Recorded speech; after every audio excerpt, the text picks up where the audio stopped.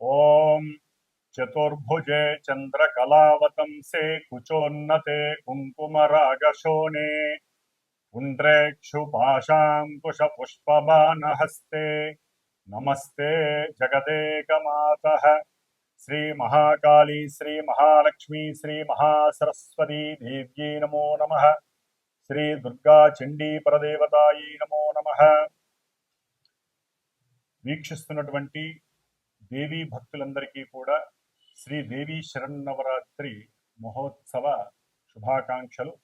అట్లాగే విజయదశమి, దుర్గాష్టమి, మహర్నవమి, విజయదశమి శుభాకాంక్షలు అందచేస్తూ మా ఆశీర్వచనం. మనకి అక్టోబర్ 1 నుంచి అక్టోబర్ 31వ తేదీ వరకు కూడా మన యొక్క భచక్రంలో అంటే అంతరిక్షంలో 12 రాశి చక్రాలలో గ్రహాలు మారుతూ ఉంటాయి.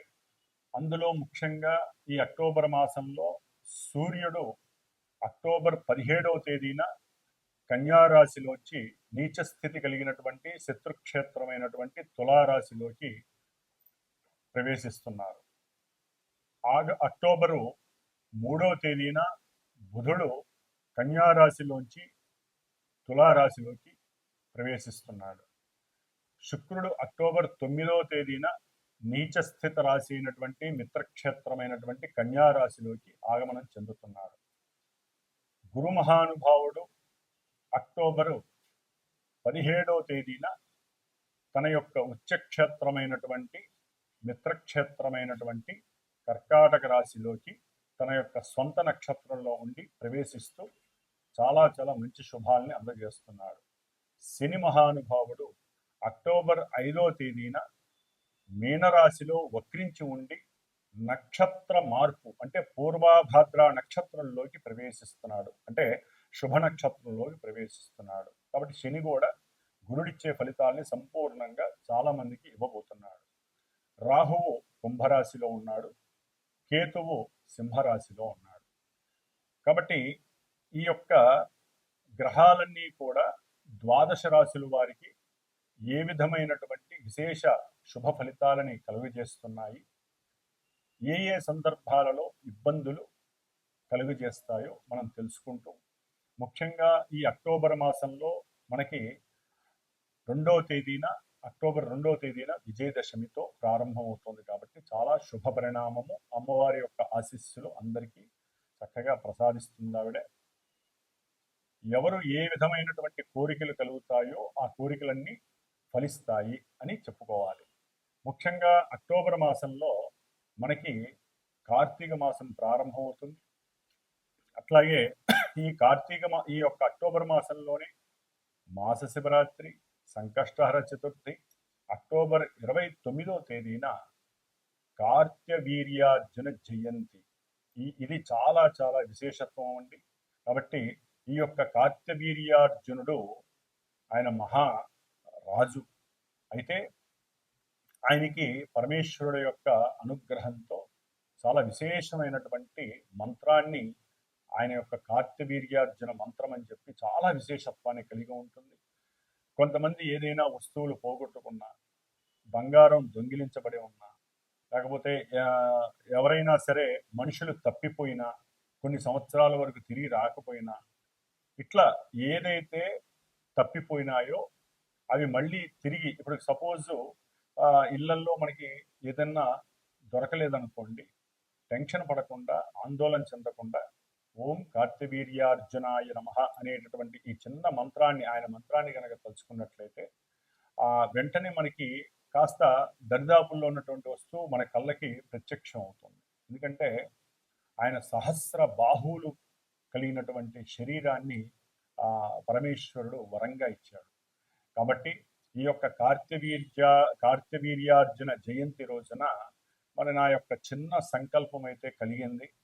మా యొక్క పీఠంలో ఎవరైతే 26వ తేదీ లోపల, ఈ అక్టోబర్ 26వ తేదీ లోపల ఎవరైతే గనక వారి మనుషులు ఎవరైనా తప్పిపోయినా, కొన్ని సంవత్సరాలయ్యి వాళ్ళ యొక్క విషయం తెలియకపోయినా, అట్లాగే వారి యొక్క వస్తువులు ఏదైనా కనపడకుండా పోయినా, అంటే బంగారం కానీ వెండి కానీ ఎవరి చేతన్నా దొంగిలింపబడి ఉన్నా, అట్లాగే ఎవరికైనా సరే మానసికంగా చిత్తచాంచల్య ప్రవృత్తి ఉన్నా, ఈ విషయాల ఎందు ముఖ్యంగా దొంగల భయం ఎక్కువగా ఉన్నా, ఎక్కువగా వస్తువుల్ని పారవేసుకుంటున్నా, అది పర్సులు కావచ్చు, డబ్బు కావచ్చు, బంగారం కావచ్చు, ఈ యొక్క దోష పరిహారార్థమై కార్తవీర్యార్జున జపాన్ని ఒక 3 రోజులు చేసి, అంటే 26, 27, 28 ఈ 3 రోజులు స్వామివారి యొక్క జపాన్ని చేసి 29వ తేదీన బుధవారం అష్టమి అయింది, గోపాష్టమి, గోవులకి దానా తినిపించి వాటికి ఆహారంగా ఇస్తూ ఉంటారు.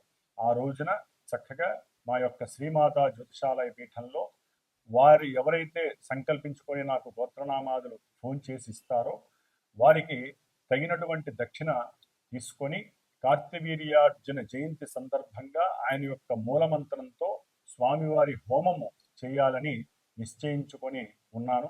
కాబట్టి ఈ యొక్క అక్టోబర్ మాసంలో 1వ తేదీ నుండి 31వ తేదీ వరకు గ్రహాల యొక్క స్థితిగతులు మేషరాశి వారి నుంచి మీనరాశి వారి వరకు 12 రాశుల వారికి ఏ విధంగా ఉన్నాయో ఇప్పుడు తెలుసుకుందాము.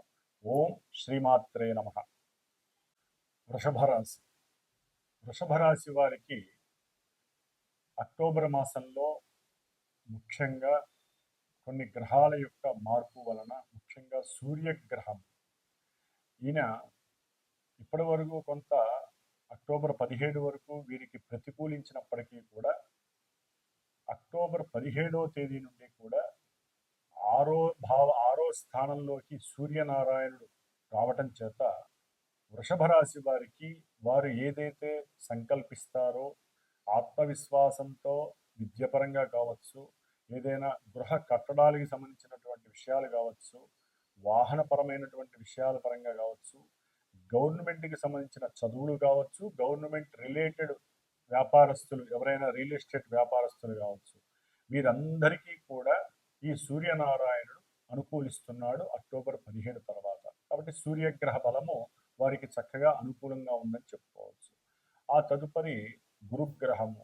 ఈ గురువు ధనకారకుడై ఇప్పటి వరకు కూడా ధనభావంలో చాలా చక్కటి విశేష ప్రాధాన్యతనిచ్చినటువంటి గురు భగవానుడు వృషభ రాశి వారికి తృతీయ స్థానంలో ఉచ్చస్థితికి వచ్చేసరికి ఆకస్మికంగా వీరికి దగ్గర ప్రయాణాలు స్నేహితులతో వెళ్ళటానికి అనుకూలించే అవకాశాలు కలుగుతున్నాయి. దాని వలన కాస్త ధన వ్యయము కలుగుతుంది.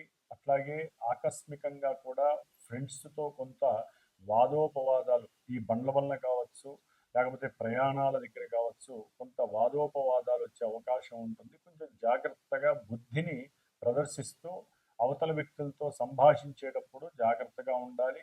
అట్లాగే బుధగ్రహము ఆయన కూడా అక్టోబర్ 3వ తేదీన మిత్ర రాశి అయినటువంటి ఆరో క్షేత్రంలోకి వచ్చినప్పుడు చేసేటటువంటి సేవగా వృత్తిలో వీరికంటూ ఒక ఆర్థిక ధన విషయంలో కొంత మార్పులు చేసే అవకాశం ఉంటుంది. ఉద్యోగంలో కీర్తి ప్రతిష్టలు, వీరు పడ్డటువంటి కష్టానికి తగ్గ ఫలితము లభించే అవకాశము బుధగ్రహం వలన వస్తుంది. వీరు ఏదైతే ఉద్యోగం విషయంలో ఒక ఇంటర్వ్యూకి వెళ్ళి మాట్లాడతారో ఆ ఇంటర్వ్యూలో చక్కటి సక్సెస్ అనేటటువంటిది ఈ వృషభ రాశి వారికి లభిస్తోంది. రవి బుధుల కలయిక 6వ స్థానంలో చాలా చాలా విశేషము. వీరి యొక్క మాట, వీరి యొక్క ఆత్మనిగ్రహ శక్తి, స్వయం కృషి, సమర్థత ఇవన్నీ వారికి యోగిస్తున్నాయి. అట్లాగే వృషభ రాశి వారికి శుక్రుడు పంచమంలోకి అంటే నీచ స్థితిలోకి వస్తున్నారు అక్టోబర్ 9వ తేదీన. అది కొంత వీరికి ఆరోగ్యపరమైనటువంటి విషయాలలో కొంత చికాకులు కలుగుతాయి.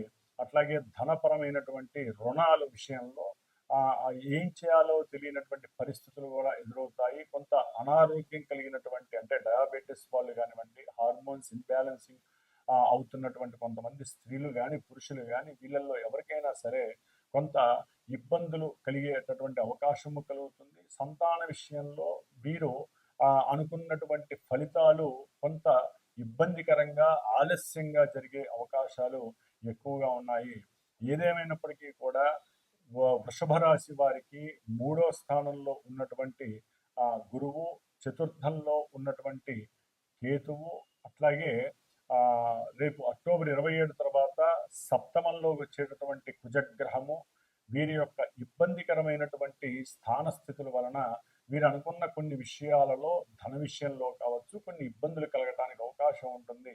ముఖ్యంగా చదువుకునేటటువంటి విద్యార్థులు గనక సరైనటువంటి శారీరక శ్రమపడి సరైన ఆత్మవిశ్వాసంతో మీకున్నటువంటి మేధస్సుని గణితాన్ని జ్ఞానాన్ని యూజ్ చేసి ప్రదర్శించగలిగితే గనక మీరు చేసేటటువంటి సేవకా వృత్తిలో కానీ విద్యార్థులైతే మీ యొక్క విద్యాలయాల్లో కానీ మీకంటూ ఒక సొంత గుర్తింపు లభించే అవకాశం ఉంటుంది. ఏదేమైనప్పటికీ శుక్రగ్రహ బలహీనత్వం కలగడం ద్వారా వీరు అక్టోబర్ మాసంలో కనకధార స్తవాన్ని ఎవరైతే చదువుతారో వారికి లక్ష్మీదేవి నిలబడి ఉంటుంది. అట్లాగే వీరి యొక్క ఆరోగ్య విషయంలో ఇబ్బందులు లేకుండా కొంత మిరాకిల్గా ఆరోగ్యాలు సెట్ అయ్యే అవకాశాలు కూడా ఉంటాయి. అట్లాగే శనిగ్రహము ఈ యొక్క వృషభ రాశి వారికి వక్రించి ఉన్నప్పటికీ కూడా పూర్వాభాద్ర నక్షత్రంలోకి మారుతోంది కాబట్టి కంపల్సరీ ప్రయాణాలు ఎక్కువగా చేయవలసినటువంటి ధర్మం అన్నీ కూడా ఆకస్మికంగా ఉంటాయి. అది గృహంలో సంతోషకరమైనటువంటి విందులు వినోదాలు ఉల్లాసంగా ఉత్సాహంగా ప్రదర్శించడానికి చాలా ఉపయోగకరంగా ఉంటుంది. ఫ్రెండ్స్తో కూడా ఈ ప్రయాణాలు కొంత లాభసాటిగా ఉంటాయి. కాకపోతే కొంచెం స్కూల్స్కి సంబంధించిన విషయాల్లో మీరు జాగ్రత్తగా ఉండి కాలేజీలు కానీ ఎక్కొట్టకుండా జాగ్రత్తగా కనుక వెళ్తే కనుక చదువు విషయంలో ఇబ్బంది లేకుండా చేసుకుంటే మీకు ఎటువంటి సమస్య అనేటటువంటి ఉండదు. ముఖ్యంగా రాహు అనేటటువంటి వాడు వీరికి 10వ స్థానంలో ఉండటం అనేటటువంటిది కొంత ఉద్యోగ విషయంలో కొన్ని ఇబ్బందికరమైనటువంటి పరిస్థితులు కలిగే అవకాశాలు కూడా వీరికి మెండుగా ఉన్నాయి. కాబట్టి ఏదేమైనప్పటికీ మీరు అమ్మవారి యొక్క ఆరాధన కనకధార స్తోత్ర పారాయణ కనుక చేసుకున్నట్లయితే కనుక అట్లాగే బొబ్బర్లు దానం చేసినట్లయితే లేకపోతే బొబ్బర్లు ఉడకబెట్టి అమ్మవారికి నైవేద్యం పెట్టి ఒక 6 శుక్రవారాలు ఈ విధంగా నలుగురికి పంచితే కనుక వీరు అనుకున్నటువంటి సంకల్ప సిద్ధి నెరవేరుతుంది. ఓం శ్రీమాత్రే నమః. వీక్షిస్తున్నటువంటి ప్రేక్షకులందరికీ కూడా ఒక చిన్న విన్నపము.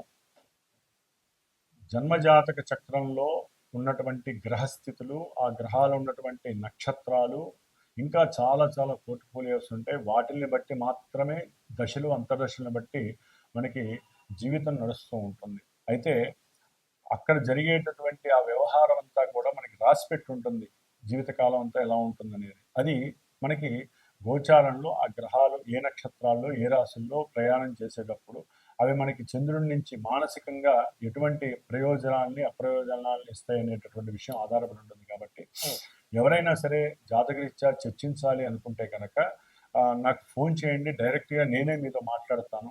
నాకంటూ అసిస్టెంట్లు ఎవరూ లేరు, నేనే మీతో మాట్లాడతాను.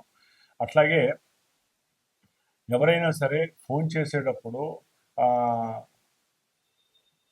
గురువుకి సంబంధించినటువంటి దక్షిణ మస్ట్ అండ్ షుడ్ అండి. ఎందుకంటే ఒక జాతక చక్ర వివరంగా చెప్పాలి లేకపోతే మీతో చర్చించాలి అంటే మా యొక్క మేధస్సుని ఉపయోగించాలి. కాబట్టి దానికి తగ్గ దక్షిణని మీరు ఇవ్వగలిగితే దయచేసి ఫోన్ చేయండి. ఎందుకంటే గురు దక్షిణ లేకుండా అవతల వ్యక్తులు ఏది చెప్పించుకున్నా ఏది చేయించుకున్నా దానికి ఫలితం దక్కదని శాస్త్రము గురువులు కూడా అది చెప్పారు. ఎందుకంటే నాకున్న అనుభవంలో కొన్ని ఎదురు దెబ్బలు తగులుతున్నాయి కాబట్టి నేను డైరెక్ట్గా ఈ విషయాన్ని మీ అందరికీ చెప్పాల్సిన పరిస్థితి వస్తుంది. కాబట్టి ఎవరైతే జాతకాన్ని తెలుసుకోవాలనుకుంటున్నారో వారు డైరెక్ట్గా ఒక సమయంలో మీరు ఫోన్ చేయండి, లేకపోతే ముందు మెసేజ్ చేయండి వాట్సాప్లో, నేను రిప్లై ఇస్తాను. దానికి తగ్గట్టుగా ముందు ఆ యొక్క అపాయింట్మెంట్ తీసుకొని ఆ అపాయింట్మెంట్లో మీరు గురుదక్షిణ వేసిన తర్వాత ఈ సమయంలో మీరు చక్కగా నేను ఒక సమయాన్ని నిర్దేశిస్తా, ఆ సమయంలో మీరు చక్కగా మాట్లాడచ్చు, మీ జాతక విశేషాలు తెలుసుకోవచ్చు. కొంతమందికి డేట్ ఆఫ్ బర్త్లు అవి ఉండవు. వాళ్ళు ప్రశ్న చక్రం ద్వారా అంటే మీరు ఏదైనా అనుకోవాలంటే ముందు వాట్సాప్లో నాకు మెసేజ్ చేయండి. నేను ఒక టైం అనుకుంటా, ఆ టైంలో మీరు చేసినప్పుడు నేను అందుబాటులో ఉంటే ఆ సమయంలో ఏదైతే మనకి గ్రహచక్రం చూపిస్తూ ఉంటుందో గ్రహస్థితులు దాని ద్వారా కూడా మనం చక్కగా చక్రాల్లో మీ అనుకున్న పనులు జరుగుతాయో లేదనే విషయాన్ని కూడా మనం చక్కగా చర్చించుకోవచ్చు. కాబట్టి ఈ విషయాన్ని అందరూ కూడా గమనించగలరని ఆశిస్తూ ఓం నమః శివాయ.